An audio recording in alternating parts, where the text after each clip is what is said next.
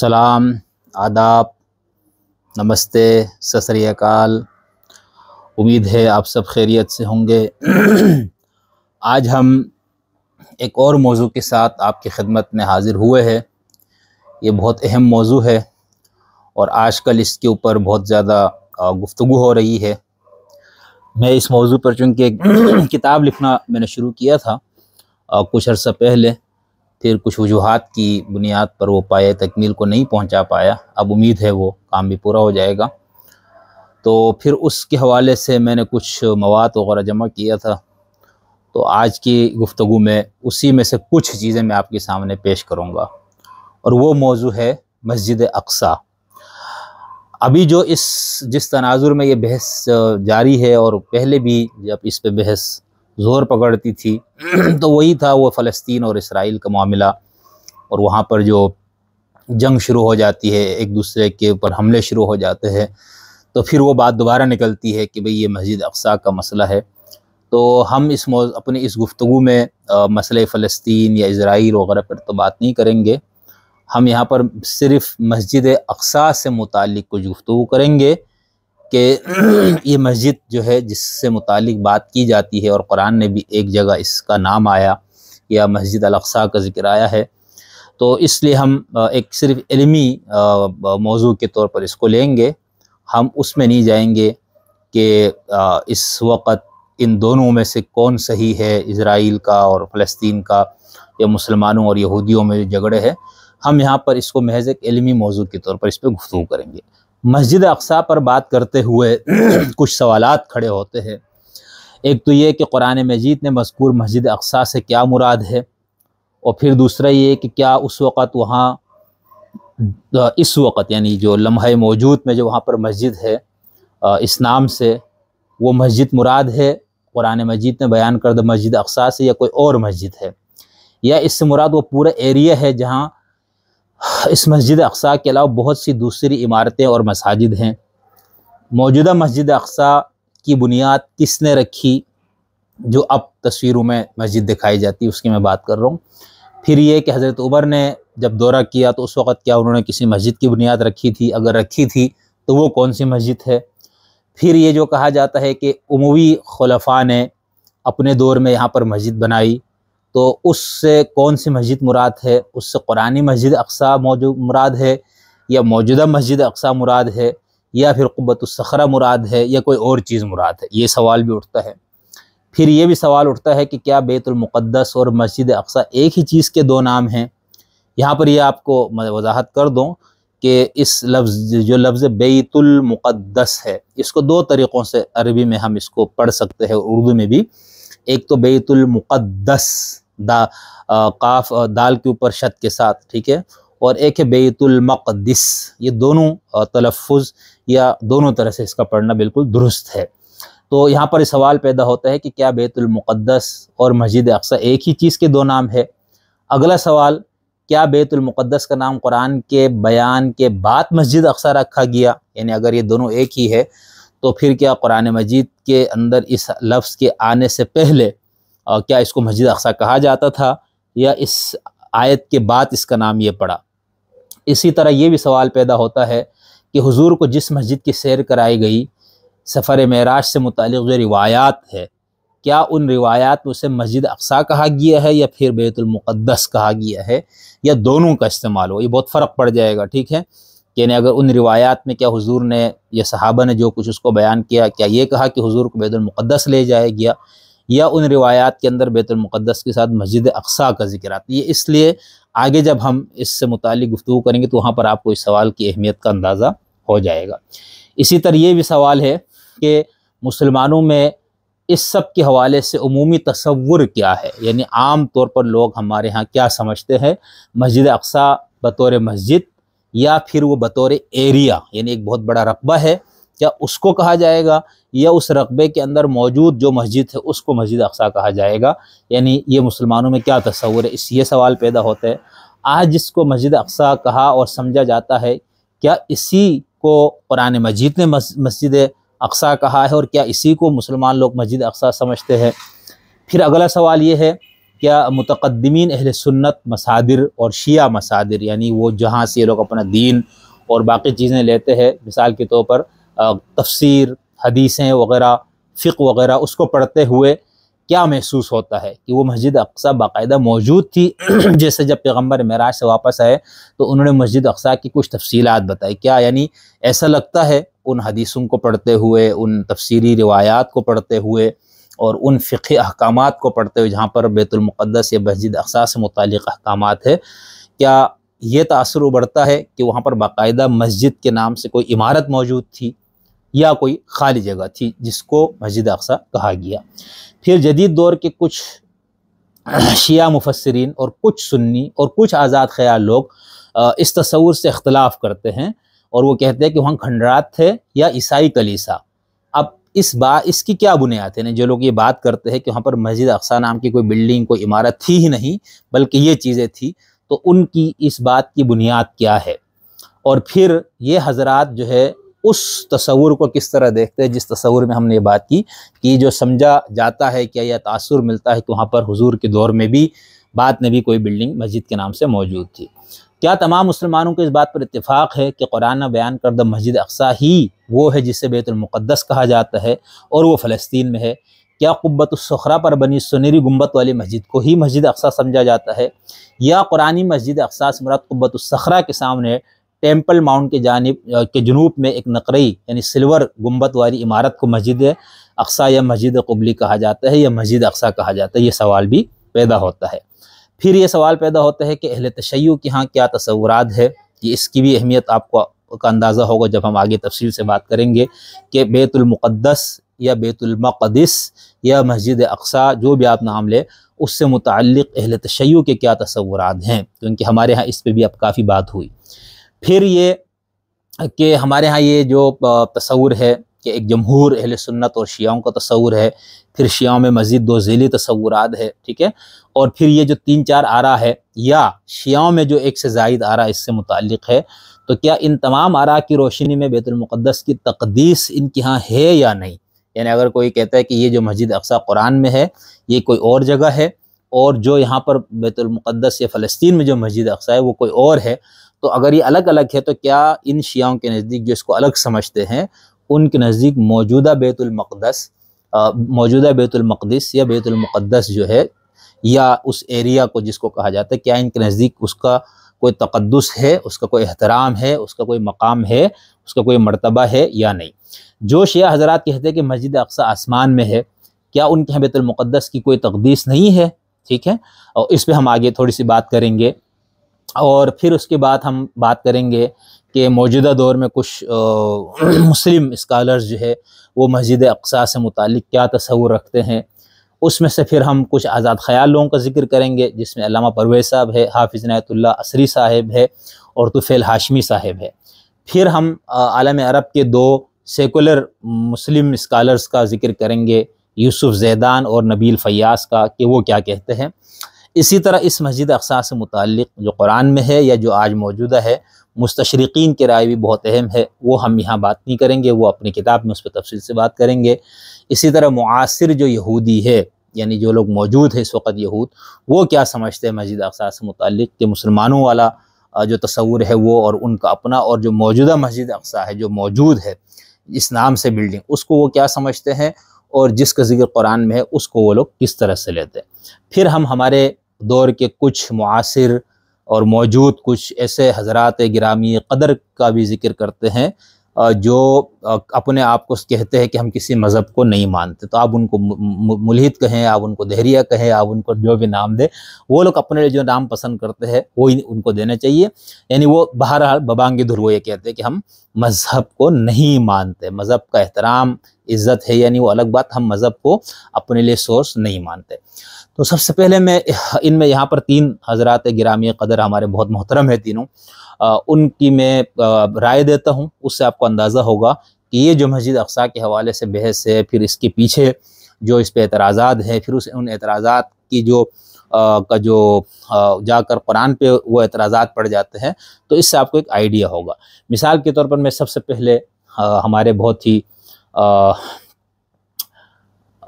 دوست سمجھ لے، ہمارے بہت ایک استاد کا تعلق ہے، میں ان کا پیش کروں گا، پھر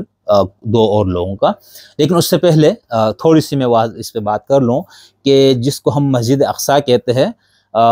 اس میں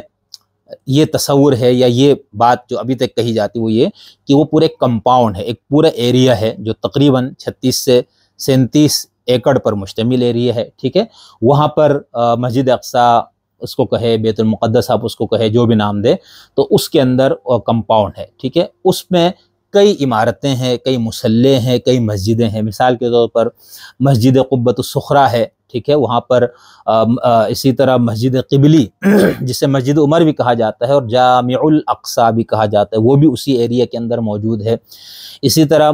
مسجد مروانی یا مسلح مروانی بھی جو کہ زیر زمین ہے،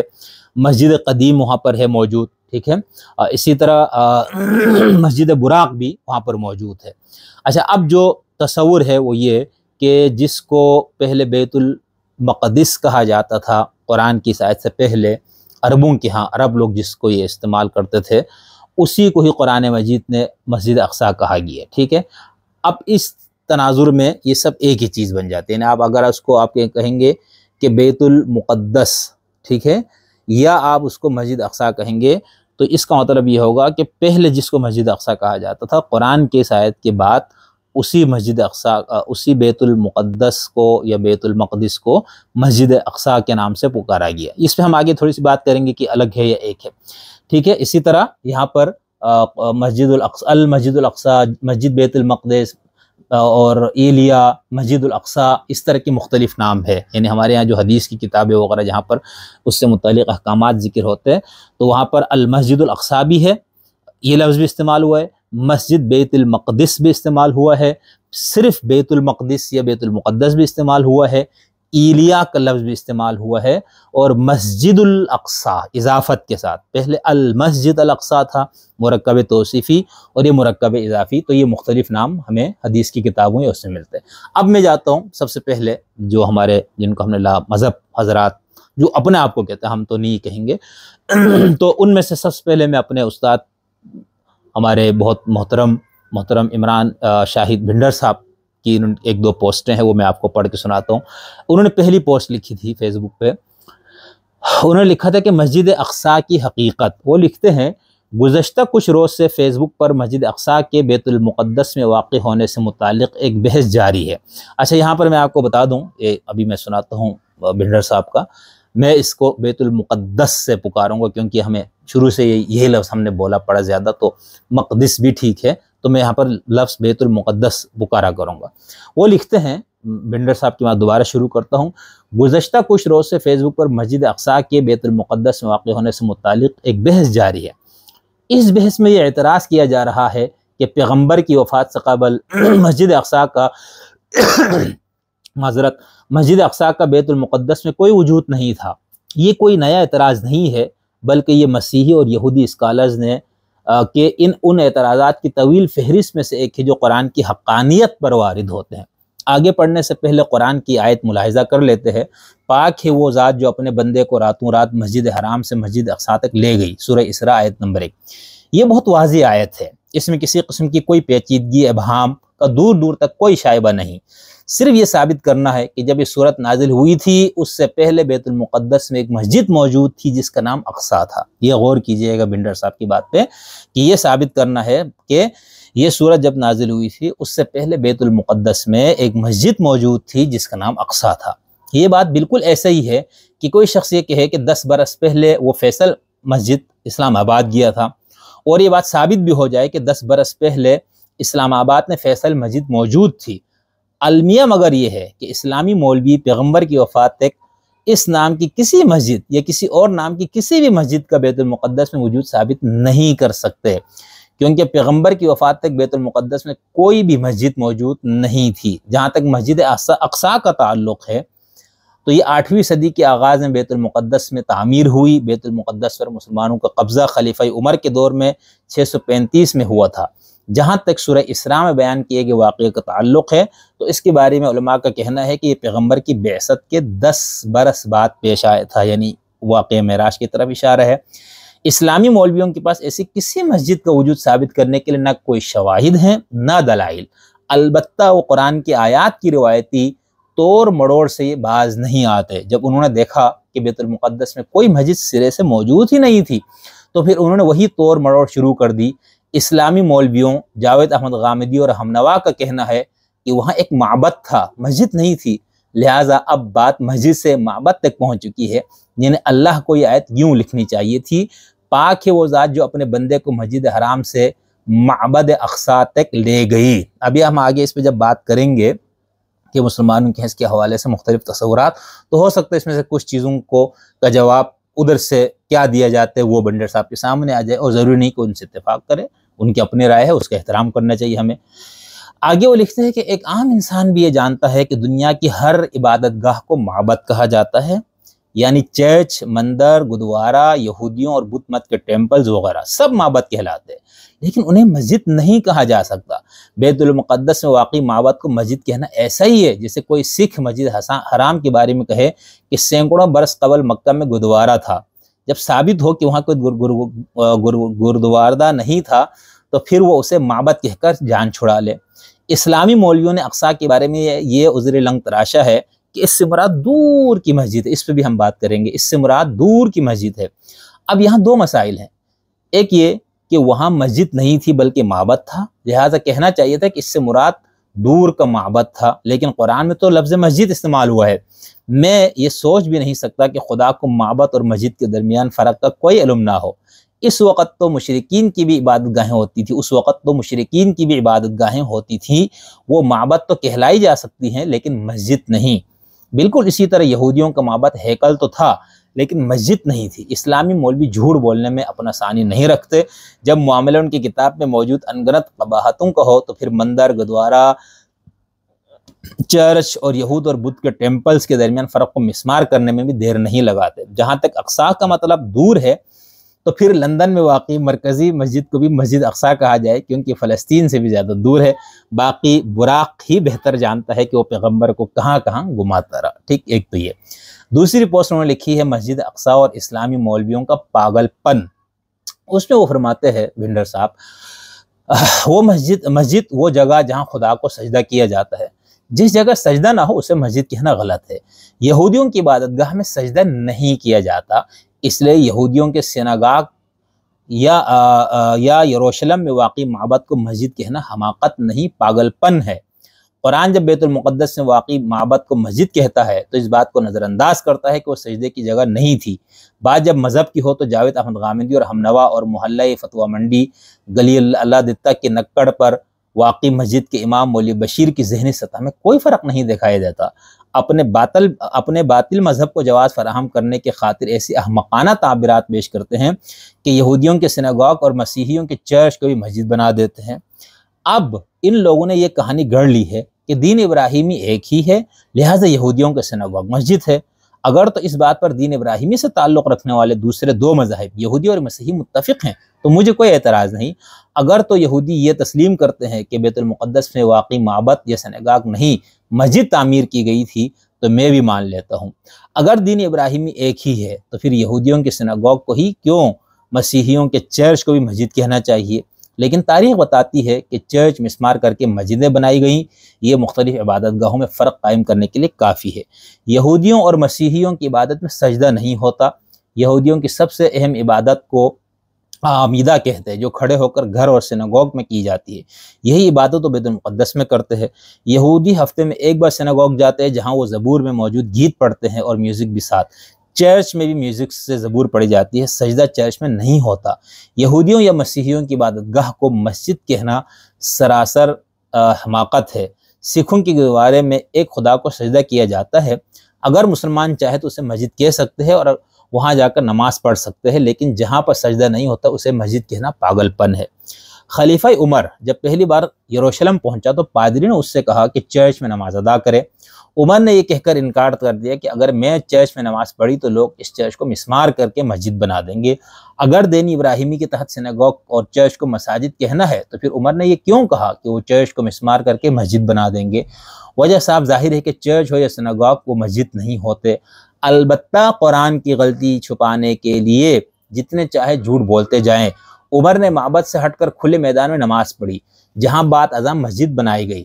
عمر نے معبد سے ہٹ کر کھلے میدان میں نماز پڑھی جہاں بعد ازاں مسجد بنائی گئی، لیکن وہ معبد آج ہی موجود ہے، اسے اب قرآن کی بیان کی روشنی میں بھی مسجد نہیں کہا جاتا۔ یہ ایک اٹل حقیقت ہے کہ 3 مذاہب ہیں، ان تینوں کی مختلف عبادت گاہیں ہیں، عبادت کرنے کے طریقوں میں بے شمار بے انتہا فرق ہے، ان تینوں کے مختلف نام ہیں، انہیں انہی ناموں سے بلانا چاہیے۔ اگر یہودیوں کے سناگوگ اور مساجد ایک ہی چیز ہے تو پھر بیت المقدس میں الگ سے مسجد تعمیر کرنے کی ضرورت کیا تھی؟ وجہ صاحب ظاہر ہے کہ مسلمان قابض تھے، وہ اپنی خاص چھاپ چھوڑنا چاہتے تھے، وہ جانتے تھے کہ مسجد اور سناگوگ میں فرق ہوتا ہے۔ ابراہیم نے مسجد بنائی تھی یا سناگوگ؟ یہودیوں کے نزدیک سناگوگ اور مسلمان قبضہ گیروں کے نزدیک مسجد، جسے اسلامی مولوی غامدی اور ہمنوا تاویلات کی آڑ میں معبد تک لے آئے ہیں۔ اگر دین ابراہیمی ایک ہے تو پھر یہ بنیادی نوعیت کے اختلاف کی بنیاد پر 3 ادیان کیوں بن گئے؟ اس پہ ہماری جو گفتگو وہ تو اس میں یہ پوائنٹس اس بات سے نہیں ہوگی، لیکن چونکہ ان کا موقف بتانے اس لیے یہ پڑھ رہا ہوں۔ وہ اگر دین ابراہیمی ایک ہے تو پھر یہ بنیادی نوعیت کے اختلافات کی بنیاد پر 3 ادیان کیوں بن گئے ہیں، اور تینوں کی عبادات، رسم و رواج، مذہبی تہواروں میں اتنا فرق کیوں پیدا ہو گیا؟ اگر یہ ایک ہی دین ابراہیمی ہے تو مسلمانوں نے مصر سے شام اور شام سے اسپین جو کہ مسیحی ممالک تھے اور مسلمانوں کے مطابق دین ابراہیمی کے پیروکار تھے، ان پر حملے کر کے مسیحیوں کو مسلمان کیوں بنایا تھا؟ ایک ہی دین تھا، کیا فرق پڑتا تھا؟ اگر یہ دین ابراہیمی ہے تو فلسطین پر مسیحی بازنطینیوں سے جنگ کر کے قبضہ کرنے کی کیا ضرورت تھی؟ مسیحی بھی تو دین ابراہیمی پر قائم تھے، مسجد کا کوئی قبضہ کر کے معبد کے ساتھ الگ سے مسجد بنانے کی کیا ضرورت تھی؟ اب وہاں مسجد بھی ہے اور معبد بھی، اگر معبد ہی مسجد تھی تو پھر الگ سے مسجد کا کوئی جواز نہیں تھا، کیونکہ اسی معبد کو مسجد کہا گیا۔ اگر دین ابراہیمی ایک ہی دین ہے تو پیغمبر نے مسجدوں میں خدا کی دوسری کتابیں تورات، زبور، انجیل اور دیگر صحائف کیوں نہیں رکھی؟ عبرانی زبان میں خدا کو یہوہ کہا گیا ہے، کیا آپ مسجد میں یہ کہیں گے کہ آپ یہوہ کو سجدہ کرتے ہیں؟ اگر ایک ہی دین ہے تو کیا آپ لوگ انجیل کے اس بنیادی حکم کو مانتے ہیں کہ خدا خود مسیح کے روپ میں زمین پر آیا اور مصلوب ہوا؟ اس موضوع پر پوری کتاب لکھی جا سکتی ہے، لیکن ذہنی طور پر مفلوج لوگوں کو سمجھایا نہیں جا سکتا۔ حقیقت یہ ہے کہ تماشا مذہب کے 4 مولوی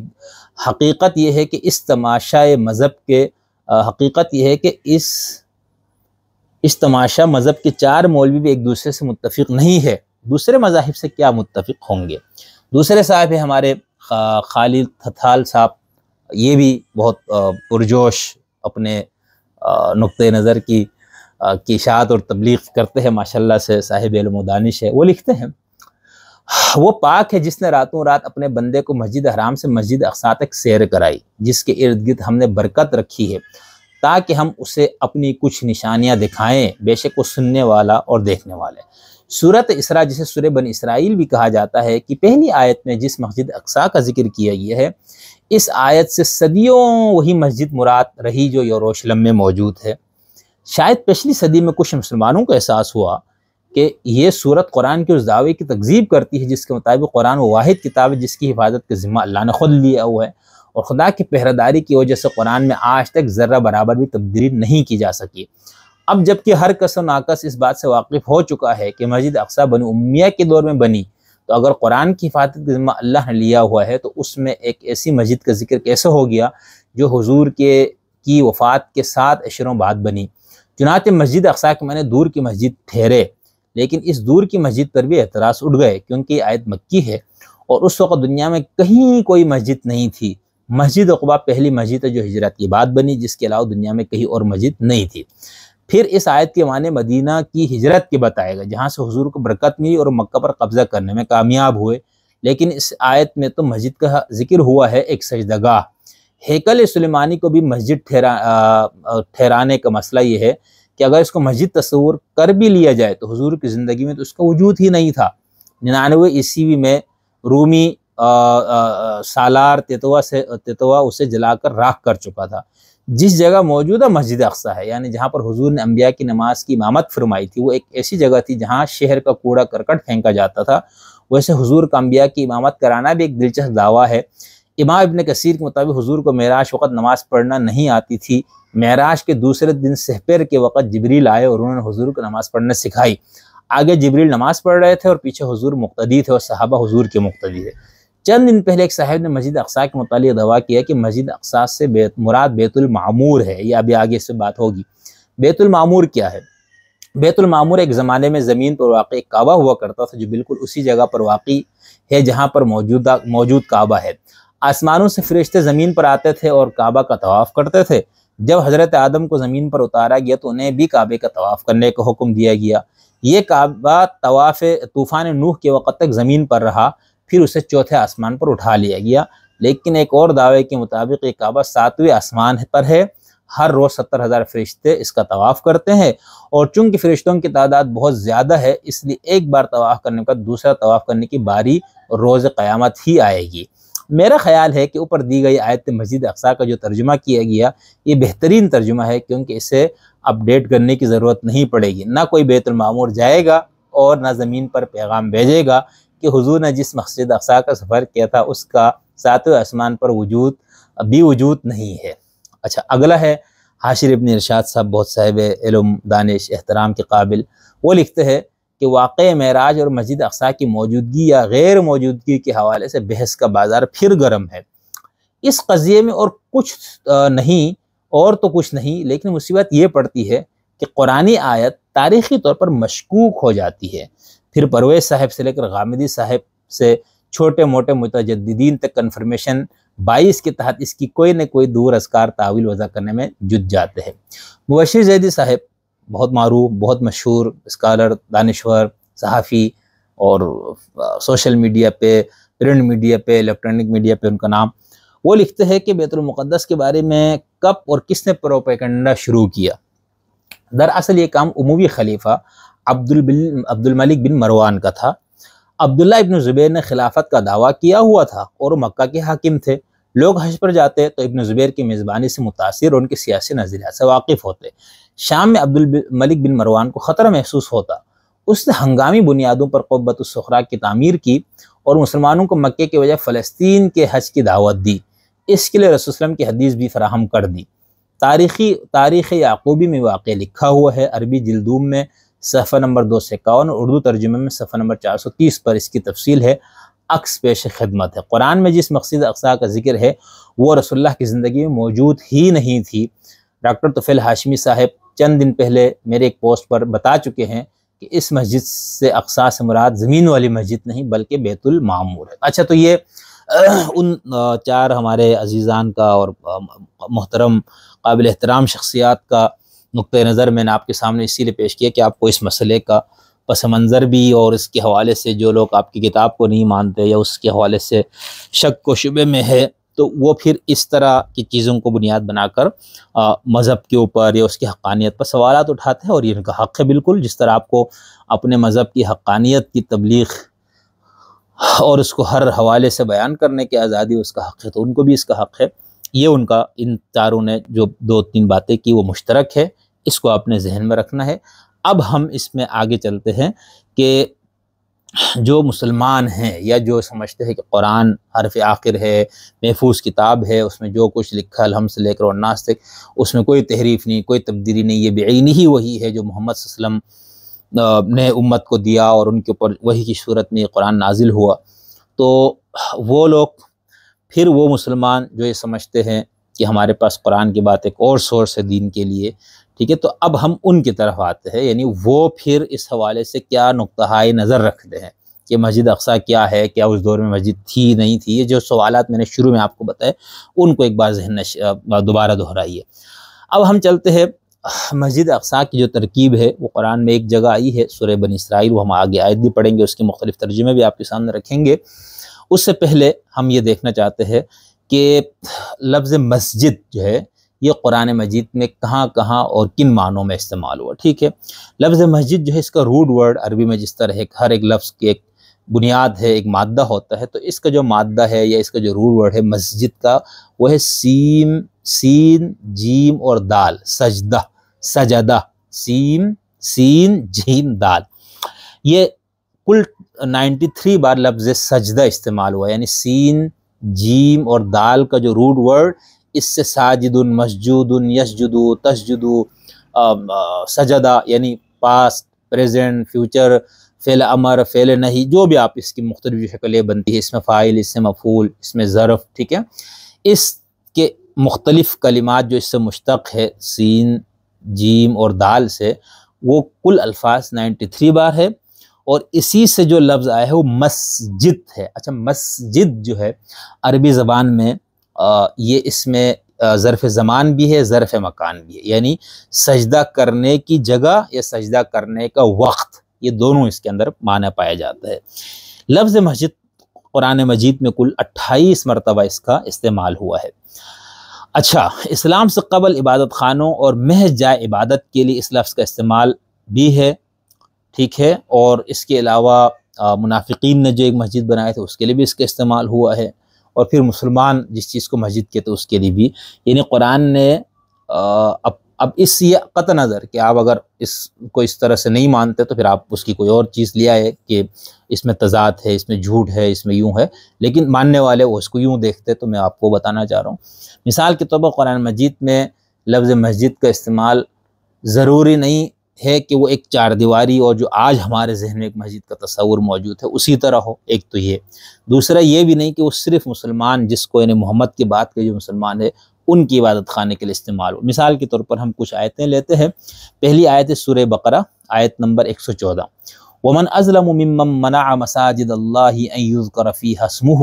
وَسَعَىٰ فِي خَرَابِهَا أُولَٰئِكَ مَا كَانَ لَهُمْ أَنْ يَدْخُلُوهَا إِلَّا خَائِفِينَ۔ اور اس سے بڑھ کر ظالم کون ہو سکتا ہے جو خدا کی مسجدوں میں خدا کے ذکر یا اس کے نام لینے سے منع کرے۔ اچھا، یہ جو صورت آیت ہے اس پہ اہل تفسیر کا اختلاف ہے، اور یہ کوئی معیوب بات نہیں ہے، ہمارے یہاں اس کو بھی بڑا معیوب بنا کے پیش کیا جاتا ہے کہ بھئی ایک لفظ، ایک کلمہ، ایک جملے کے مفہوم میں اختلاف ہے، تو یہ صرف مذہبی کلام نہیں، انسانی کلام کے ساتھ بھی، شاعری کے ساتھ بھی، نثر کے ساتھ بھی ہوتا ہے تعبیر کا اختلاف، اور اس کی اپنی وجوہات ہے، یہ کوئی شوق سے نہیں ہوتا۔ خیر، اب اس آیت میں جو مسجد، اللہ کی مسجدوں سے منع کرنا، اب اس سے بیت اللہ شریف بھی مراد لیا ہے مفسرین نے، اور یہاں پر جس کانٹیکس میں یہ آیت ہے، سیاق و سباق میں، یہ سراسر اہل کتاب کا ذکر چل رہا ہے، تو ان کے ہاں جو ایک دوسرے کی عبادت خانوں میں داخل ہونے سے وہ روکتے تھے، اس کے لیے لفظ استعمال ہوا ہے، یعنی عبادت خانے، یہودیوں کی عبادت خانہ اور مسیحیوں کی عبادت خانوں کے لیے استعمال ہوا ہے، ٹھیک ہے۔ آپ اگر یہ نہیں لینا چاہتے، آپ کہتے نہیں یہاں پر مسجد سے بیت اللہ مسجد حرام ہی ہے، تو وہ آپ رکھ لیجئے گا، لیکن یہ ہم بات کریں گے کہ وہاں پر حضور کا یا مسلمانوں کا اس مسجد حرام پر بھی قبضہ ہونے سے پہلے بھی اس کو مسجد حرام ہی کہا گیا تھا۔ خیر، دوسری آیت ہے سورت نمبر 9، آیت نمبر 107، سورہ توبہ، وَالَّذِينَ اتَّخَذُوا مَسْجِدًا ضِرَارًا وَكُفْرًا وَتَفْرِيقًا بَيْنَ الْمُؤْمِنِينَ وَإِرْصَادًا لِمَنْ حَارَبَ اللَّهَ وَرَسُولَهُ مِنْ قَبْلُ، ٹھیک ہے، وہ لوگ جنہوں نے مسجد کو بنایا تکلیف کا ذریعہ، مسجد ضرار کے نام سے مشہور ہو گیا، منافقین نے ایک مسجد بنائی تھی مدینے میں، تو اس کو بھی مسجد ہی کہا گیا۔ اسی طرح ابھی ہم سورہ بنی اسرائیل والی آیت پہ آتے ہیں، اس سے پہلے ہم اسی سورہ بنی اسرائیل، یعنی جو سورہ بنی اسرائیل بھی اس کو کہا جاتا ہے اور سورہ اسراء بھی اس کو کہا جاتا ہے، اسی کی آیت نمبر آگے 6-7 دیکھیں، وہاں پر بھی یہ لفظ دوبارہ آیا ہے یہودیوں کے اور سابقہ مذاہب کے عبادت خانوں کے لیے۔ مثال کے طور پر یہ بات انہی کی چلی آ رہی ہے اوپر سے، ٹھیک ہے، وَقَضَيْنَا إِلَىٰ بَنِي إِسْرَائِيلَ فِي الْكِتَابِ لَتُفْسِدُنَّ فِي الْأَرْضِ مَرَّتَيْنِ وَلَتَعْلُنَّ عُلُوًّا كَبِيرًا۔ یہ مودودی صاحب کی تفسیر سے اس کا ترجمہ سنا رہا ہوں، ترجمہ ان کا ہے، اور ہم نے کتاب میں فیصلہ کر کے بنی اسرائیل کو اس بات سے آگاہ کر دیا تھا کہ تم زمین میں 2 مرتبہ فساد مچاؤ گے اور بڑی سرکشی کا مظاہرہ کرو گے۔ سورہ اسراء کی آیت جو ہے وہ 4، یہ چوتھی آیت ہے، 5ویں آیت ہے، فَإِذَا جَاءَ وَعْدُ أُولَاهُمَا بَعَثْنَا عَلَيْكُمْ عِبَادًا لَنَا أُولِي بَأْسٍ شَدِيدٍ فَجَاسُوا خِلَالَ الدِّيَارِ وَكَانَ وَعْدًا مَفْعُولًا۔ چنانچہ جب ان 2 واقعات میں سے پہلا واقعہ پیش آیا تو ہم نے تمہارے سروں پر اپنے ایسے بندے مسلط کر دیے جو سخت جنگجو تھے، اور وہ تمہارے شہروں میں گھس کر پھیل گئے، اور ایک ایسا وعدہ تھا جسے پورا ہو کر رہنا تھا۔ آیت نمبر 6 ہے، ثم رددنا لكم الكرة عليهم وامددناكم باموال وبنين وجعلناكم اکثر نفیرا۔ پھر ہم نے تمہیں یہ موقع دیا کہ تم پلٹ کر ان پر غالب آؤ، اور تمہارے مال و دولت اور اولاد میں اضافہ کیا، اور تمہاری نفری پہلے سے زیادہ بڑھا دی۔ اس کے بعد جو اگلی ہے آیت نمبر 7، وہ ہے ان احسنتم احسنتم لانفسکم وان اسأتم فلہا فَإِذَا جَاءَ وَعْدُ الْآخِرَةِ لِيَسُوءُ وُجُوهَكُمْ وَلِيَدْخُلُوا الْمَسْجِدَ كَمَا دَخَلُوهُ أَوَّلَ مَرَّةٍ وَلِيُتَبِّرُوا مَا عَلَوْا تَتْبِيرًا۔ ٹھیک ہے، اگر تم اچھے کام کرو گے تو اپنے ہی فائدے کے لیے کرو گے، اور برے کام کرو گے تو بھی وہ تمہارے لیے ہی برا ہوگا۔ چنانچہ جب دوسرے واقعے کی میعاد آئی، جو ہم اوپر سے بات چلی آ رہی ہے آیت نمبر 4 سے، جب دوسرے واقعے کی میعاد آئی تو ہم نے دوسرے دشمنوں کو تم پر مسلط کر دیا، یہ بریکٹ میں، تاکہ، اب اس کے بعد اصل ترجمہ، تاکہ وہ تمہارے چہروں کو بگاڑ ڈالیں، اور تاکہ وہ مسجد میں اسی طرح داخل ہوں جیسے پہلے لوگ داخل ہوئے تھے، اور جس چیز پر ان کو زور چلے ان کو تہس نہس کر کے رکھ دے۔ تو مفسرین کا اس پہ اجماع ہے کہ یہ یعنی اس پہ تو اختلاف ہے کہ یہاں پر اسپیسیفک کون سا کی قوم تھی جن کو بنی اسرائیل پر ان پہ مسلط کیا گیا، پھر ان کے عبادت خانوں کو اس طرح سے تہس نہس کر دے۔ یہاں پر مقصود اس آیت کو پیش کرنے کا محض یہ ہے کہ اسلام نے اپنے سے یعنی محمد صلی اللہ علیہ وسلم، یعنی اسلام تو تصور یہ ہے کہ انبیاء پہلے نبی سے لے کر حضرت محمد تک جو بھی پیغمبر ہے وہ اسلام ہی لے کر آئے۔ اس پہ ہم نے بہت ڈیٹیل سے اپنے مختلف ویڈیوز میں بات کی ہوئی ہے۔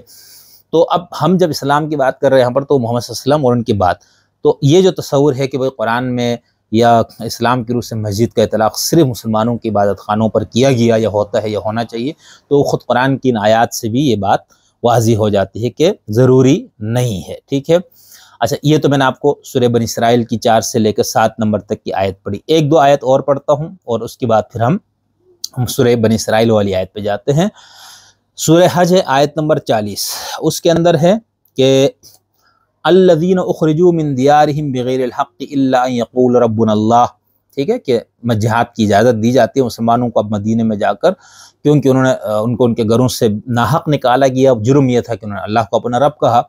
اب لولا دفع اللہ الناس بعضهم ببعض لہدمت صوامع وبیع وصلوات ومساجد یذکر فیہا اسم اللہ کثیر۔ اب یہاں پر آپ مساجد سے کہیں نہیں، یہاں پر مساجد سے مسلمانوں ہی کی عبادت خانے، اس کے بھی بالکل گنجائش اور بلکہ یہ زیادہ بات صحیح ہوگی۔ یعنی یہاں پر یہودیوں عیسائیوں کی عبادت خانوں کے ساتھ ساتھ مسجد کا لفظ الگ سے آگے۔ پہلی جو آیتیں میں نے آپ کے سامنے پیش کی مسجد ضرار کے حوالے سے، یا سورہ بقرہ کے اندر جو وَمَنْ أَظْلَمُ مِمَّنْ مَنَعَ مَسَاجِدَ اللَّهِ اس کے حوالے سے، اور تیسری جو آیت سورہ بنی اسرائیل کی 7 نمبر پیش کی، ان تینوں تو بالکل واضح ہے، دو ٹوک ہے کہ وہ مسلمان کی عبادت خانے کے لیے کم از کم اس کا اطلاق یا اس کا استعمال نہیں ہوا۔ اب ہم آتے ہیں ایک اور آیت کی طرف، یہ سورہ کہف ہے۔ اصحاب کہف کا جہاں ذکر ہے، جب ان کے اوپر قوم کو پتہ لگ گیا کہ بھئی یہ لوگ یہاں پر غار میں چھپے ہوئے ہیں، تو اس جگہ ہے وَكَذَلِكَ عَثَرْنَا عَلَيْهِمْ لِيَعْلَمُوا أَنَّ وَعْدَ اللَّهِ حَقٌّ وَأَنَّ السَّاعَةَ لَا رَيْبَ فِيهَا إِذْ لَا يَتَنَازَعُونَ بَيْنَهُمْ أَمْرَهُمْ فَقَالُوا ابْنُوا عَلَيْهِمْ بُنْيَانًا۔ یعنی اب جب ان پہ ہوا دریافت کہ بھئی یہ لوگ یہاں چھپے ہوئے، تو لوگ آئے، انہوں نے کہا بھئی اس پہ کوئی عمارت یادگار بناتے ہیں، کوئی بلڈنگ بناتے ہیں، کوئی اس طرح جس طرح ہوتا ہے۔ پھر قال الذین غلبوا علی امرہم لنتخذن علیہم مسجدا، تو جو لوگ اپنے اتھارٹی والے تھے، معاملے پہ اختیار رکھنے والے، انہوں نے کہا نہیں بھائی ہم مسجد بنائیں گے۔ تو یہ اصحاب کہف کے واقعے کے ذکر کرتے ہوئے بھی لفظ مسجد کا استعمال ہوا۔ ٹھیک، تو پہلی بات تو میں نے آپ کو یہ بتانا تھا کہ سجدہ، سین، جیم اور دال روٹ ورڈ سے قرآن میں مسجد کا لفظ بنا ہے، اور مسجد کا جو لفظ ہے وہ کل 2829 بار ہے، اور ان میں سے کون سی وہ آیتیں ہیں جہاں پر حتمیت کے ساتھ یا غالب گمان کے ساتھ اس کا اطلاق مسلمانوں کی عبادت خانوں کے علاوہ بھی معابد کے ساتھ ہوا ہے۔ تو جو ہمارے دوستوں نے یہ بات کی، دیکھیں ہم یہاں پر کسی مذہب کا دفاع ہے اس میں نہیں، ہم ایک کوشش یہ ہوتی ہے کہ جو نقطہ نظر جن کا ہے اس کو اسی انداز سے پیش کیا جائے۔ صرف علم کی روشنی پھیلانا، مذہبی تعصب، الہادی تعصب، سیکولر تعصب، لبرل تعصب، ان سب کو طلاق دے کر آپ کو جو بات سچائی اگر آپ یہ کہتے ہیں کہ مذہب والوں کے پاس نہیں، تو پھر آپ بھی تو اس کے دعوے دار نہ بنیں۔ تو اس لیے ہم کوشش یہ کرتے ہیں، یہ ہماری پوری جو ہماری تھیم ہے، یہ جو ہمارا منہج ہے اپنی گفتگو کا، تحریر کا بھی، اس میں انتہائی شائستگی اور احترام کے ساتھ ہر ایک کے نقطہ نظر کو انہی کے الفاظ میں پیش کرنا، اور اس پہ اگر کوئی نقد ہے یا مخالف کا اس کا جو جواب بنتا ہے وہ بتانا۔ اب یہاں پر ہم آتے ہیں سورہ بنی اسرائیل والی اس آیت میں کہ سبحان الذی اسری بعبدہ لیلا من المسجد الحرام الی المسجد الاقصی الذی بارکنا حولہ لنریہ من آیاتنا انہ هو السمیع البصیر۔ اس آیت نے جو سب سے مسئلے والی بات، اختلاف والی بات، یا جس کی وجہ سے کہا جاتا ہے قرآن مشکوک ہے، یا جس کی وجہ سے مسلمانوں کو بھی بڑے مسائل ہو رہے ہیں کہ بھئی کیا جواب دے، کیا مسجد تھی نہیں تھی تو کیا وہ خالی عمارت پلاٹ تھا، کیا تھا وہاں پر، ٹھیک ہے، تو اس حوالے سے اب یہاں پر جو لفظ استعمال ہوا ہے وہ ہے کہ پاک ہے وہ خدا جس نے اپنے بندے کو ایک راتوں رات وہ لے گیا اپنے بندے کو مسجد حرام سے مسجد اقصی کی طرف، وہ مسجد اقصی جس کے ارد گرد کو ہم نے بابرکت بنایا تھا، لے کر کیوں گیا؟ تاکہ ہم اس کو اپنی نشانیاں دکھائے، وہ خوب سننے والا، خوب جاننے والا۔ اچھا، یہ آیت عام طور پر اس کو آیت معراج یا آیت اسراء سے تعبیر کیا جاتا ہے۔ مسلمانوں کا جو تصور ہے کہ حضور صلی اللہ علیہ وسلم کو زیارت کرائی گئی ملکوت السماوات والارض کی، زمین اور زمین سے نکل کر افلاک کے سیر پر آپ کو لے جایا گیا، ٹھیک۔ اب اس کی جو بھی یہاں پر ہمارے خود مسلمان اہل علم میں شروع سے اختلاف رہا ہے کہ یہ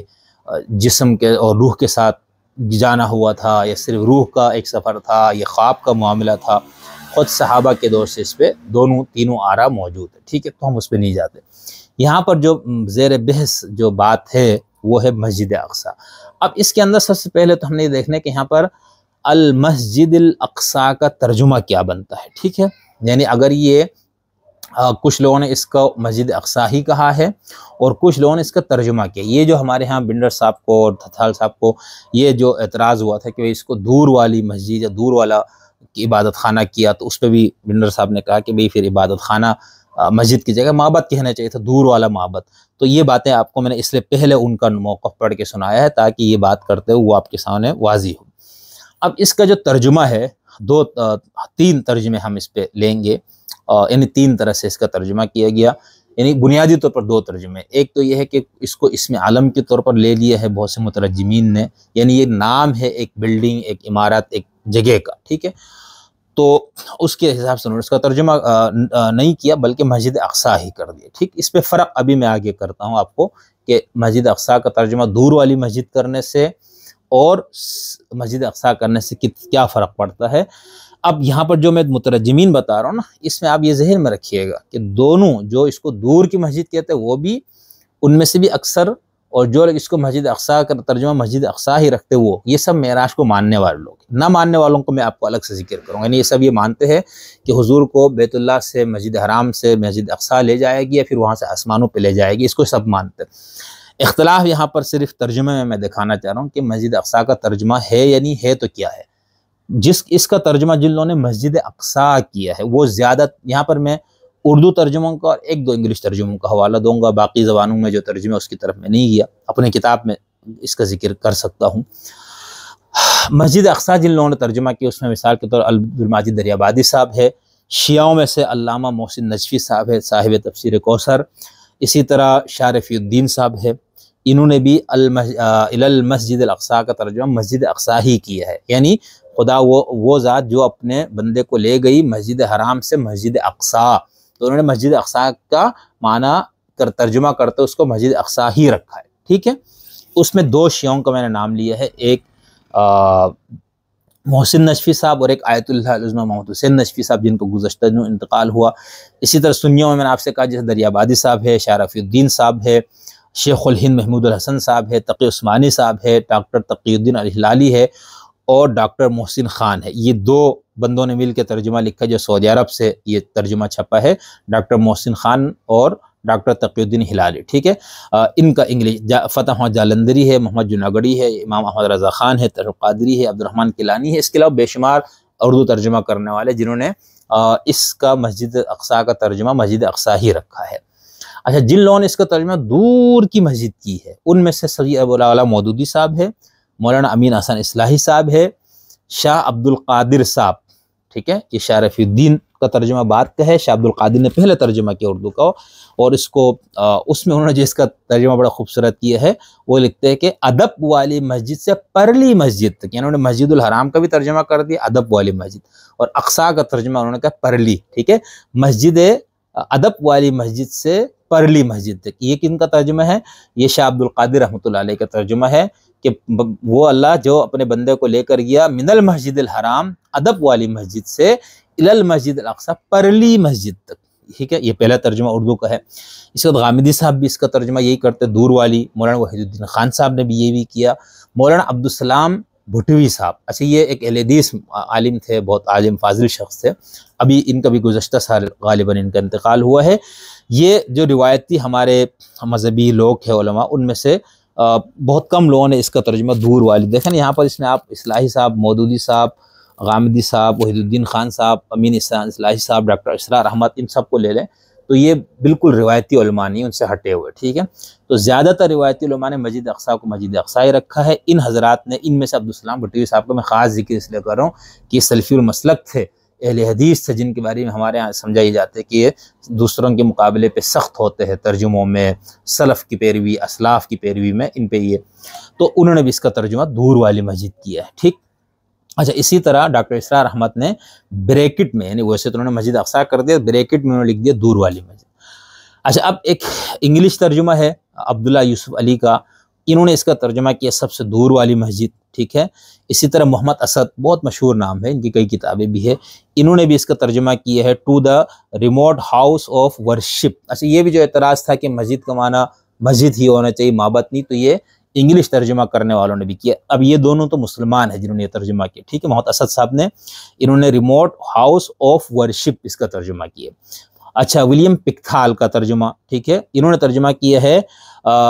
من المسجد الحرام کو چھوڑ رہا ہوں میں، من الی المسجد الاقصیٰ to the far distance place of worship, تو انہوں نے بھی یہ ترجمہ کیا کہ دور والی جگہ پہ جو ورشپ کی جگہ ہے وہاں پر محمد صلی اللہ علیہ وسلم کو لے جایا گیا۔ اسی طرح محمد حبیب شاکر صاحب بھی ہے، انگلش میں ان کا ترجمہ ہے، انہوں نے بھی اس کا ترجمہ دور والی مسجد کیا، ٹھیک ہے۔ اچھا اب ان دونوں سے تھوڑا سا مختلف، ٹھیک ہے، اور دوسرے والے ترجمے سے ملتا جلتا ترجمہ ہے سید علی نقی النقوی صاحب، ٹھیک ہے، جن کو نقن صاحب کہتے ہیں، انہوں نے اس کا ترجمہ کیا ہے انتہائی اونچے سجدہ کے مقام تک۔ اب یہ بات دیکھیے، یعنی انہوں نے مسجد کا لفظ اس کا بھی ترجمہ کر دیا، لفظ مسجد، ٹھیک ہے، اور اقصیٰ کا بھی ترجمہ کر دیا، تو انتہائی اونچے سجدہ کے مقام تک، ٹھیک ہے۔ اور پھر ابھی ہم ان کی تفسیر سے تھوڑا پڑھتے ہیں۔ ایک آخری ترجمہ جو اہل تشیع ہے، یہ نقن صاحب بھی شیعہ ہے، اور دوسرے حافظ فرمان علی، انہوں نے بھی اس کا ترجمہ کیا مسجد اقصیٰ، یہ کیا، لیکن بریکٹ میں انہوں نے لکھ دیا ہے آسمانی مسجد۔ تو یہ کچھ اردو مترجمین تھے اور ایک دو تین انگریزی مترجمین تھے، جن کے ترجموں سے میں نے آپ کو بتایا کہ ان حضرات نے مسجد اقصیٰ کا کیا ترجمہ کیا، یعنی محض مسجد اقصیٰ یا دور والی مسجد یا دور والی ورشپ کی جگہ، عبادت کی جگہ، ٹھیک۔ اچھا اب یہاں پر یہ سوال پیدا ہوتا ہے کہ بھئی اس سے کیا فرق پڑتا ہے کہ آپ اس کو مسجد اقصیٰ کہیں یا دور والی مسجد کے؟ دیکھیں پہلی والی صورت جو ہے نا، مسجد اقصیٰ آپ جب کہیں گے، یہ اس میں علم ہوگا، ٹھیک ہے، یہ اس ہستی کا، اس جگہ کا، اس شخص کا، اس کا نام ہے۔ اب ضروری نہیں ہے کہ اس نام کا جو معنی پایا جاتا ہے اس سے وہ متصف ہے، یعنی دوسری جو صورت ہوتی ہے دور والی مسجد، وہ صفت کے طور پر ہے، ٹھیک ہے۔ یہ ایسے ہی جیسے آپ کہے کہ دین کا سورج، ٹھیک ہے، اب وہ بندے کا نام تو شمس الدین ہے، اب پتہ نہیں وہ دین کا سورج ہے یا نہیں ہے، ٹھیک ہے۔ تو یہ اس میں علم کو جب آپ ترجمہ کرتے ہیں، یعنی عام طور پر اس میں علم کا ترجمہ نہیں کیا جاتا، ٹھیک ہے، اس میں صفت کا ترجمہ کیا جاتا ہے، تو یہ تھوڑا سا فرق ہے۔ اس فرق کے اوپر میں پہلے تو نقن صاحب کی تفسیر ہے،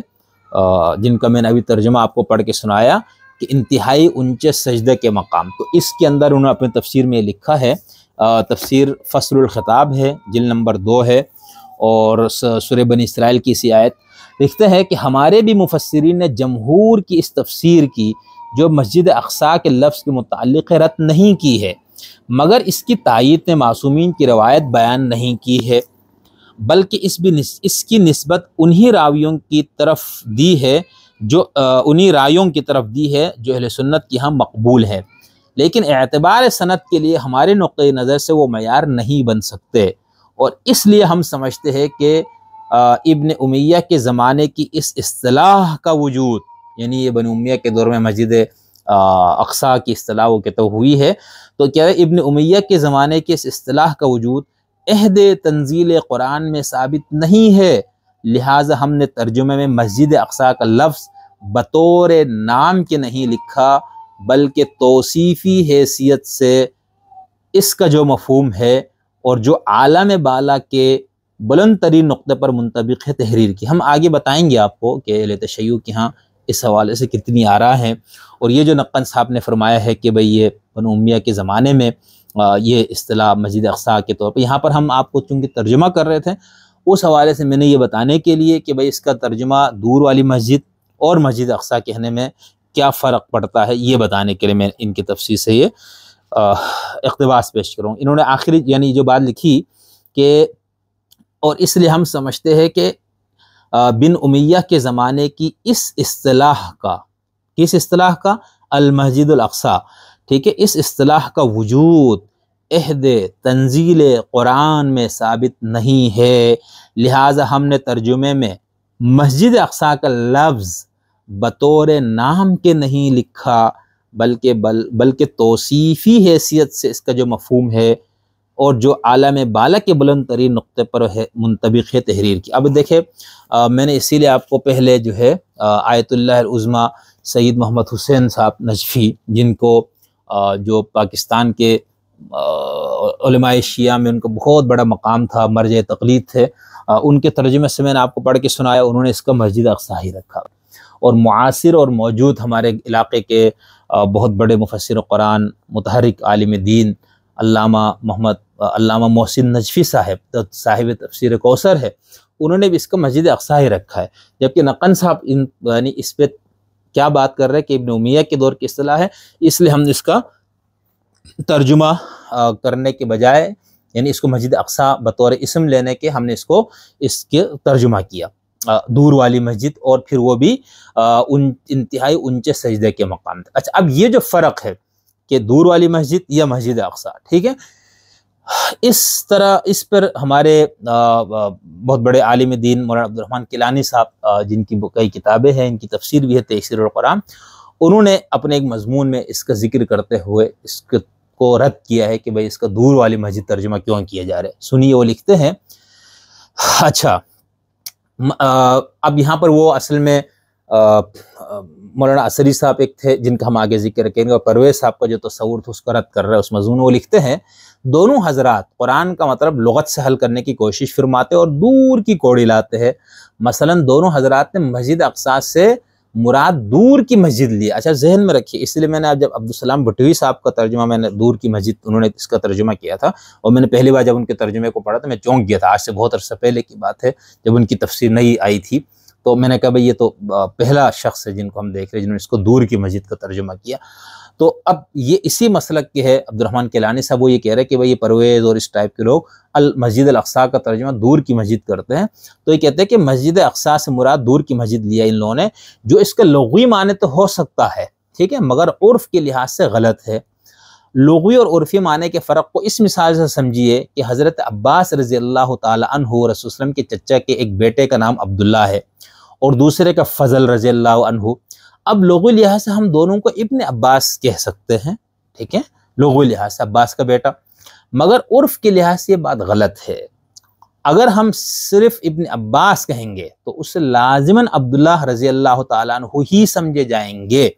کیوں کہہ رہے؟ کیونکہ عرفی لحاظ سے ابن عباس عبداللہ بن عباس ہے، نہ کہ فضل بن عباس۔ اگر فضل بن عباس کا تذکرہ مقصود ہو تو فضل بن عباس ہی کہنا پڑے گا، نہ کہ ابن عباس۔ یہی صورت مسجد اقصیٰ کی ہے، ٹھیک ہے۔ عرفاً یہ وہ مسجد ہے جسے حضرت یعقوب نے ابتداءً تعمیر کیا تھا، پھر حضرت سلیمان نے دوبارہ نہایت خوبصورتی سے اس کی تعمیر کی۔ یہود اسے ہیکل سلیمانی کہتے تھے اور اہل عرب اسے مسجد اقصیٰ کہتے تھے۔ قرآن کریم کی سورہ بنی اسرائیل کی آیت نمبر 7 میں المسجد سے بھی بیت المقدس کی یہی مسجد اقصیٰ مراد ہے، اور آج تک اسی کے نام سے معروف اور مشہور ہے۔ عرفی معنی کی موجودگی میں لغوی معنی تلاش کرنا منکرین معجزات ہی کا کام ہو سکتا ہے۔ نقن صاحب منکرین معجزات نہیں ہے، بلکہ معجزات شیعوں کے ہاں تو آپ کو معلوم ہے کہ ائمہ اور معصومین تک معجزات کا ایک پورا پھیلاؤ ہے، اہل سنت کے ہاں کرامت کے نام سے اس کو استعمال کیا جاتا ہے۔ خیر، تو عبدالرحمن کیلانی صاحب یہ تنقید کر رہے ہیں کہ بھئی دور کی مسجد ترجمہ آپ کیوں کر رہے ہیں، ٹھیک ہے، نقن صاحب پہ نہیں کر رہے، یہ تنقید پرویز صاحب پہ اور عصری صاحب پہ ہے، لیکن چونکہ نقن صاحب اور اس طرح کے لوگوں نے دور کا ترجمہ کیا ہے، باقیوں نے مسجد اقصی رکھا، تو میں فرق آپ کو بتا رہا ہوں کہ اس فرق سے کیا چیز سامنے کیا مسئلہ پیدا ہوتا ہے۔ کیلانی صاحب لکھتے ہیں کہ یہود اسے ہیکل سلیمانی کہتے تھے اور اہل عرب اسے مسجد اقصی کہتے تھے۔ قرآن کریم کی سورہ بنی اسرائیل کی آیت نمبر 7 میں المسجد سے بھی بیت المقدس کی یہی مسجد اقصی مراد ہے اور آج تک اسی نام سے معروف اور مشہور ہے۔ عرفی معنی کی موجودگی میں لغوی معنی تلاش کرنا منکرین معجزات ہی کا کام ہو سکتا ہے۔ اسی طرح قرآن کریم نے ایک اور لفظ بیت العتیق کو کعبہ یا مسجد الحرام کے لیے استعمال فرمایا ہے۔ اب اگر کوئی شخص اس کے لغوی معنی پرانا گھر کی مناسبت سے یہ دعویٰ کرے کہ اس سے مراد یہی مسجد اقصی یا ہیکل سلیمانی ہے، کیونکہ یہ بھی تو بہت پرانا ہے، یہ اس کے ڈانڈے آریہ سماج کی کسی پرانے مندر سے ملا دے، آریہ سماج جو ہمارے انڈیا کی، تو کیا آپ اسے حق بجانب سمجھیں گے؟ اور یقین جانیے کہ اگر بیت العتیق یا کعبہ سے بھی کوئی خرق عادت امر منسوب ہوتا تو یہ حضرات اس لفظ کا بھی کچھ ایسا ہی مفہوم تلاش کرنے بیٹھ جاتے جس کی طرف ہم نے اشارہ کیا ہے۔ تو کیلانی صاحب نے اس طرح المسجد الاقصی یا مسجد اقصی کا ترجمہ دور والی مسجد، پرلی مسجد کرنے کے اوپر یہ تنقید فرمائی ہے، اور میں نے آپ کو بتا دیا کہ روایتی اہل علم میں سے بہت سو نے اس کا ترجمہ یہی کیا ہے، ان میں سے کوئی منکرین معجزات نہیں تھا، ٹھیک ہے۔ اہل تشیع میں بھی میں نے آپ کو کہا۔ تو یہاں تک تو میں نے صرف یہ بات کی کہ یہاں پر یہ جو قرآن مجید کی سورہ بنی اسرائیل کی پہلی آیت، اس کا جو ترجمہ دور کی مسجد کیا جاتا ہے یا مسجد اقصی بطور اس میں علم لیا جاتا ہے، تو اس میں کیسے فرق پڑتا ہے؟ ایک صفت کے طور پر لیا جا رہا ہے، ایک بطور نام لیا جا رہا ہے، ٹھیک ہے، اس کا فرق پڑتا ہے۔ اور اس میں دیکھیں، میں پھر بتا دوں، جن لوگوں نے اس کو دور کی مسجد کہا ان میں سے کوئی ایک دو کے علاوہ کوئی بھی منکر معراج نہیں ہے۔ مودودی صاحب بھی معراج کے منکر نہیں ہے، مولانا وحید الدین خان صاحب بھی نہیں ہے، غامدی صاحب بھی نہیں ہے، اصلاحی صاحب بھی نہیں ہے، ٹھیک ہے، وہ اس کو خواب کا معاملہ مانتے ہیں۔ لیکن پرویز اور عصری صاحب وغیرہ جنہوں نے اس کا ترجمہ دور کیا ہے، وہ اس کو خواب میں بھی معراج نہیں مانتے۔ وہ کیا مانتے وہ ہم آگے آپ کو بتائیں گے۔ اب ہم چلتے ہیں یہاں پر جو بات کہی جاتی ہے کہ مسلمانوں میں اس آیت میں جو لفظ مسجد اقصی ہے، اس سے متعلق میں نے آپ سے کہا تھا کتنی رائے ہے، یعنی کیا آرا اس سے متعلق پائی جاتی ہے، ٹھیک ہے، یعنی کہ اس سے تمام مسلمان بلا تفریق مسلک کیا سب یہی مانتے ہیں کہ قرآن کی اس آیت میں جو المسجد الاقصی آیا ہے، الی المسجد الاقصی، اس سے مراد یہی بیت المقدس ہے، اور جو آج کے دور میں، آج کی تاریخ میں جو مسجد اقصی کے نام سے موجود ہے وہی ہے یا کچھ اور ہے، ٹھیک ہے۔ تو اس میں نے آپ کو بتایا تھا کہ جو شیعہ سنی اکثریت ہے، ٹھیک ہے، ان کا تو نقطہ نظر یہی ہے کہ بھئی قرآن مجید کی اس سورہ بنی اسرائیل کی پہلی آیت میں جو الی المسجد الاقصی کا جو لفظ آیا ہے، اس سے مراد بیت المقدس ہے، ٹھیک ہے، بیت المقدس ہے، ٹھیک ہے۔ اس میں سنی اکثریت یعنی تمام اہل سنت والے اور شیعہ اکثریت، بلکہ سنی اکثریت نہیں کہنی چاہیے، اہل سنت کے سب لوگ اور اہل تشیع کی اکثریت کا یہی موقف ہے کہ اس سے مراد یہی بیت المقدس ہے۔ اور یہ ذہن میں رکھیے گا، ہم آگے بھی تھوڑی سی بات کریں گے، اور پہلے بھی ہم نے آپ کو شاید بتایا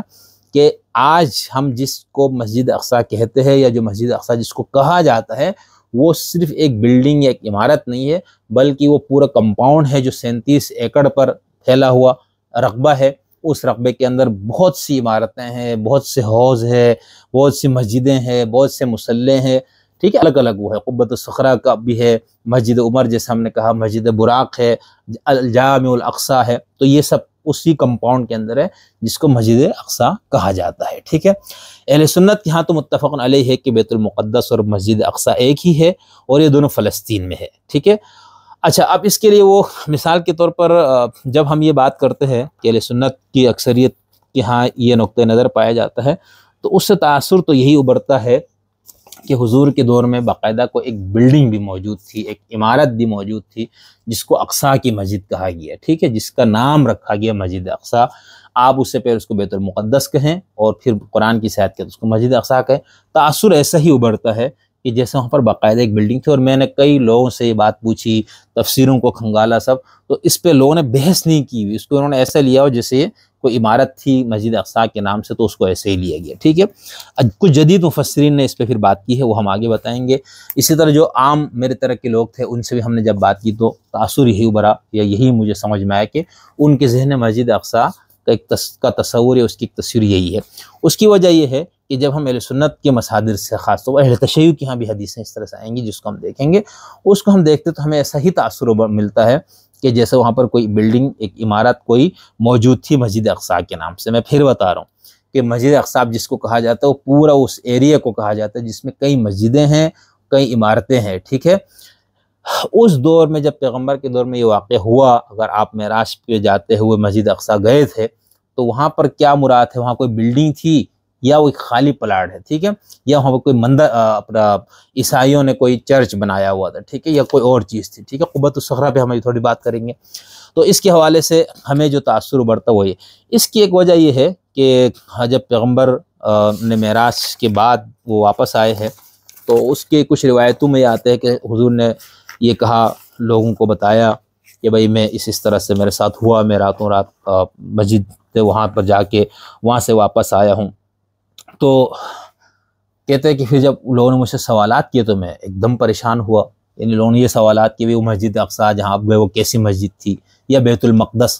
ٹھیک ہے۔ اب اس میں بھی مسئلہ ہے کہ معراج والی روایتوں میں جہاں پر اسراء کا یا معراج کا ذکر ہے وہاں پر زیادہ تر لفظ بیت المقدس استعمال ہوا ہے، کیا مسجد اقصیٰ کا لفظ بھی استعمال ہوا ہے؟ یہ بھی مسئلہ ہے۔ پھر مسجد اقصیٰ کی جو اصطلاح، یعنی یہ جو لفظ ہے، یہ جو نام ہے، یہ بھی پیغمبر سے ہی مختلف اور حوالوں سے بھی یہ نام ملتا ہے۔ خیر، تو اس کے اندر وہ کہتے ہیں کہ حضرت جابر عبداللہ، یہ صحیح مسلم کی روایت ہے، اس میں عبداللہ بن جابر عبداللہ کہتے ہیں کہ رسول اللہ علیہ وسلم نے فرمایا کہ جب قریش نے مجھے لما کذبتنی قریش قمت فی الحجر فجل اللہ لی بیت المقدس، کہتے ہیں کہ جب قریش نے مجھے جھٹلایا تو میں حجر میں کھڑا ہو گیا تو خدا نے بیت المقدس کو میرے سامنے کر دیا، ٹھیک، وہ تجلی ڈالی یا میرے سامنے وہ ایک فلم چلنے لگی۔ فتفقت اخبرهم عن آیاتہ وانا انظر الیہ، میں مکے کے مشرکین مجھ سے سوالات پوچھتے جاتے تھے تو میں نے ان کو بتانا شروع کر دیا مسجد، یہاں مسجد اقصیٰ کا لفظ نہیں، یہاں پر بیت المقدس کا لفظ ہے، ٹھیک ہے۔ بیت المقدس کے بارے میں کیا بتایا؟ ان آیاتہ، وہاں کی نشانیوں سے متعلق، وانا انظر الیہ، اور مجھے ایسا لگ رہا میں اس بیت المقدس کو دیکھ رہا تھا۔ یہاں پر مسجد اقصیٰ کا ذکر نہیں ہے، بیت المقدس کا یا مقدس کا ذکر ہے، ٹھیک ہے۔ اب اس کے حوالے سے بہت سے لوگ کہتے ہیں بھئی ہاں یہ تھوڑا بتایا آپ نے کہ اس کی اتنی کھڑکیاں ہیں، اتنے دروازے ہیں، اس کا فلاں دروازہ ادھر ہے، وہاں تو یہ بتایا کہ میں نے نشانیاں بتائی، ٹھیک ہے۔ اچھا، اب ہم اسی روایت کے اوپر جو اس کی تشریحات کی جاتی ہے اس میں ہم جب دیکھتے ہیں